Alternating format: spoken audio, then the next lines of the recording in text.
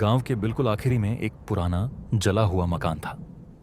खिड़कियां टूटी हुई, दरवाजा हमेशा आधा खुला, जैसे मकान किसी का इंतजार कर रहा हो। समीर, जो शहर से आया था, बोला, भूत वूत सिर्फ कहानियां होती हैं। उसी रात वह अकेला उस मकान के अंदर चला गया। जैसे ही समीर ने दरवाजा बंद किया, तम अंदर हवा भी नहीं चल रही थी, लेकिन पर्दे हिल रहे थे। दीवारों पर नाखूनों के निशान और फर्श पर पुराने बच्चों के खिलौने पड़े थे। अचानक टैप टैप टैप, जैसे कोई ऊपर चल रहा हो। समीर ने सीढ़ियों की तरफ देखा। ऊपर से बच्चे के हंसने की आवाज आई, लेकिन जब टॉर्च मारी, सीढ़ियों पर कोई नहीं था। फिर धीरे से पीछे से आवाज आई, तुम भी यहीं रह जाओगे? समीर का जिस्म जम गया।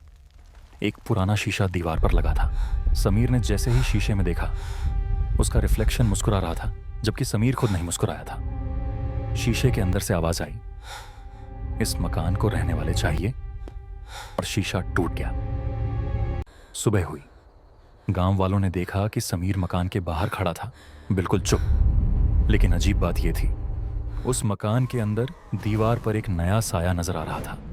गांव के बुजुर्ग ने धीरे से कहा, यह मकान भूत नहीं रखता, ये लोग रखता है। समीर घर वापस आ गया था, लेकिन जो मकान के अंदर रह गया वो भी समीर ही था। और रात को शीशे में समीर का रिफ्लेक्शन आज भी मुस्कुराता है, बिना पलकें झपकाए।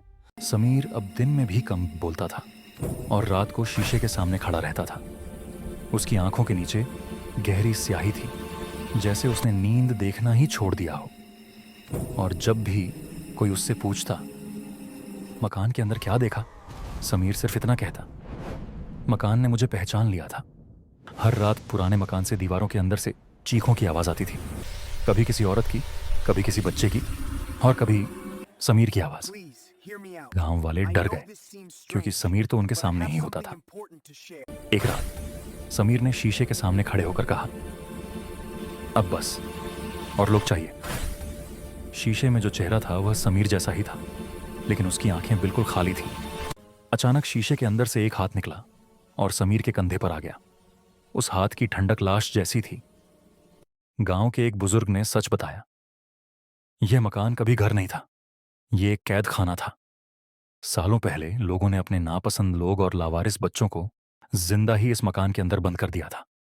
उनकी रूहें भाग नहीं सकीं, इसलिए मकान ने खुद जिंदा रहना सीख लिया। उस रात समीर बिना बताए मकान की तरफ चल पड़ा। गांव वाले पीछे पीछे आए। दरवाजा खुला था, जैसे मकान उनका इंतजार कर रहा हो। अंदर जाते ही दरवाजा बंद हो गया और दीवारों से आवाज आई, तुमने हमें छोड़ दिया था, अब हम तुम्हें छोड़ नहीं सकते। दीवारों से चेहरे उभरने लगे। बच्चे और मर्द सब चीख रहे थे। समीर बीच में खड़ा मुस्कुराया और बोला, अब यह घर भरा रहेगा। उसका जिस्म धीरे धीरे दीवार में जज्ब होने लगा। गांव वाले भाग निकले। सुबह मकान बिल्कुल खामोश था, लेकिन इस दफा दीवार पर सिर्फ एक साया नहीं, बल्कि बहुत से साए थे। और दरवाजे पर लिखा था, खाली घर भूखे होते हैं।